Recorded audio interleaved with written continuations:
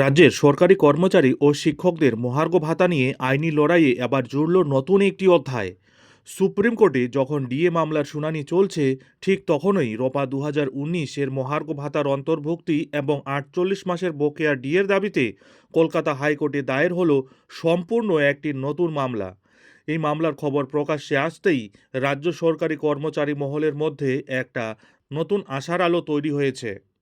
জানা গিয়েছে, প্রবীরবাবু নামক এক আইনজীবীর মাধ্যমে দেবুদা ওরফে দেবাশিস এই নতুন মামলাটি দায়ের করেছেন।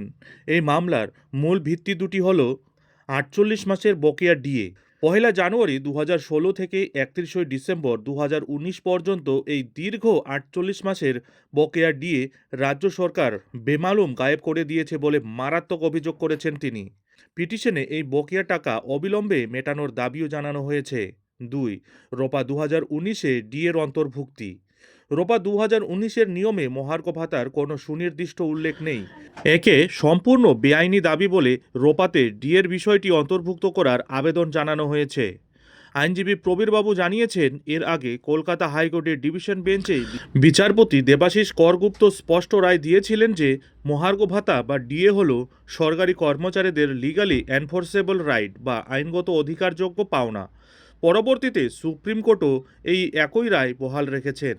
তাই একবার যা আইনি অধিকার হিসেবে প্রতিষ্ঠিত হয়ে গেছে, তা 2019 সালের রোপার ক্ষেত্রেও সমানভাবে প্রযোজ্য। সরকার কোনোভাবেই এটিকে উপেক্ষা করতে পারেন না। এর পাশাপাশি সর্বভারতীয় ক্রেতা মূল্য সূচক বা এআইসিপিআই অনুযায়ী ডিএ দেওয়ার দাবিও এই মামলায় রাখা হয়েছে। আইনজীবীর মতে, এআইসিপিআই গোটা দেশের জন্য একটাই হয়, রাজ্যভেদে এটি আলাদা হতে পারে না। তাই কেন্দ্রীয় হারে ডিএ পাওয়া রাজ্যের সমস্ত স্কুল শিক্ষক ও সরকারি কর্মচারীদের ন্যায্য অধিকার। পিটিশনারদের তরফ থেকে মামলাটির প্রথম শুনানির জন্য আগামী 6 এপ্রিল একটি সম্ভাব্য তারিখ হিসেবে হাইকোর্টে জমা দেওয়া হয়েছে। এখন দেখার বিষয়, আদালতে ওই দিনে মামলাটি শুনানির জন্য গ্রহণ হবে কিনা। সব মিলিয়ে দেশের সর্বোচ্চ আদালত সুপ্রিম কোর্টের পাশাপাশি কলকাতা হাইকোর্টে দায়ের হওয়া এই নতুন একটি ডিএ মামলা রাজ্য সরকারের ওপর চাপ যে আরও কিছুটা বাড়ালো, তা বলার অপেক্ষা রাখে না। এখন দেখার বিষয় হলো, এই মামলার জল পরবর্তীতে কোন দিকে গোড়ায়। নজর থাকবে সেদিকে। যাই হোক, এখন এখানেই শেষ করছি। এই ধরনের পরবর্তী লেটেস্ট আপডেটের জন্য অবশ্যই চ্যানেলে চোখ রাখুন।